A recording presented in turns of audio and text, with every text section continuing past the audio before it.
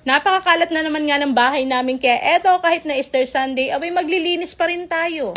Nakakasipag naman din kasi talagang maglinis lalo na kapag meron kang gamit sa bahay. Heto yung sinasabi ko, isa talaga sa struggle ko yung paglilinis ng mga bote dahil sobrang hirap talagang linisan yung loob. Buti na lang talaga meron na akong ganitong bottle brush na mas madali na talagang dukutin yung mga stain tulad ng toyo. Hindi pala sapat yung pagsasabon natin ng plato kapag sponge lang. Kailangan din talaga natin ng mga disc brush para matanggal talaga yung mga nakadikit na mga itim-itim sa mga plato natin. Lalo na kapag may design yung plato mo, hindi talaga nakakaya ng sponge lang. Next naman ay naglinis naman ako ng CR gamit yung tile brush at nilagay ko na rin pala yung bath mat natin. Maganda nga to para hindi na madulas yung mga bata kapag gagamit ng CR. Bihira na lang ako gumamit ng vacuum sa sofa namin dahil dito sa mini brush at dustpan na nabili ko, grabe, kuha niya yung mga dumibi. Syempre, nasa sayo na ngayon kung saan mo gagamitin yan. Pero ako inuuna ko talaga yung sofa bago yung iba. Dati nga basahan lang yung ginagamit ko sa salamin at bintana. Pero ngayon meron na tayong glass wiper, grabe, 'di ba? Mas mapapadali na talaga yung paglilinis kapag kumpleto yung gamit. Bago nga ako bumaba, total nandito naman ako sa may taas namin. Eto, kinuha ko na yung malaking box at nilagay ko nga pala dito yung mga sapi namin sa kama. Mas organized na nga siyang tingnan at ipinatong ko lang siya dito sa may ibabaw ng Jora box namin. Sa paglilinis ng bahay, eto talaga yung part na gustong-gusto ko, yung pagpupunas ng mga pader namin, ng sahig namin at ng ceiling. Yan kasi yung area na talaga namang ang hirap linisan dahil papatong ka pa talaga sa upuan. Buti na lang talaga may tornado map na ako na ginagamit. Mas mabilis ko nang linisan yung mga ceiling, pader namin na hindi ko kayang abutin. Yung pinaka nagustuhan ko talaga sa tornado map na to, nahihiwalay na yung maruming tubig niya sa malinis na tubig. Napakadali na lang din linisan, maglalagay ka lang ng water cleaning solution, spin mo lang, makakapaglinis ka na ulit. Sa mga katulad kong mami dyan na talagang gusto mapadali yung trabaho, isa talaga tong tornado map sa marirecommend ko sa inyo. Self-wash na siya kaya hindi ka na mahihirapan papanay pigas sa basahan, be. May nanay niya naman na 30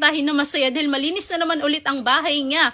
Syempre, hindi naman pwede na hindi ko i-share sa inyo yung mga ginamit kong panlinis, no? Para naman hindi na tayo mahirapan pa. Eto nga pala lahat, guys, ay from home gallery. Kaya sa mga naghahanap dyan ng affordable, magandang quality, matibay na mga gamit, eto yung marirecommend ko sa inyo. Napakakalat na naman nga ng bahay namin kaya eto kahit na Easter Sunday, abay maglilinis pa rin tayo. Nakakasipag naman din kasi talagang maglinis lalo na kapag meron kang gamit sa bahay. Heto yung sinasabi ko, isa talaga sa struggle ko yung paglilinis ng mga bote dahil sobrang hirap talagang linisan yung loob. Buti na lang talaga meron na akong ganitong bottle brush na mas madali na talagang dukutin yung mga stain tulad ng toyo. Hindi pala sapat yung pagsasabon natin ng plato kapag sponge lang. Kailangan din talaga natin ng mga disc brush para matanggal talaga yung mga nakadikit na mga itim-itim sa mga plato natin. Lalo na kapag may design yung plato mo, hindi talaga nakakaya ng sponge lang. Next naman ay naglinis naman ako ng CR gamit yung tile brush at nilagay ko na rin pala yung bath mat natin. Maganda nga to para hindi na madulas yung mga bata kapag gagamit ng CR. Bihira na lang ako gumamit ng vacuum sa sofa namin dahil dito sa mini brush at dustpan na nabili ko, grabe, kuha niya yung mga dumibi. Syempre, nasa sayo na ngayon kung saan mo gagamitin yan. Pero ako inuuna ko talaga yung sofa bago yung iba. Dati nga basahan lang yung ginagamit ko sa salamin at bintana. Pero ngayon meron na tayong glass wiper.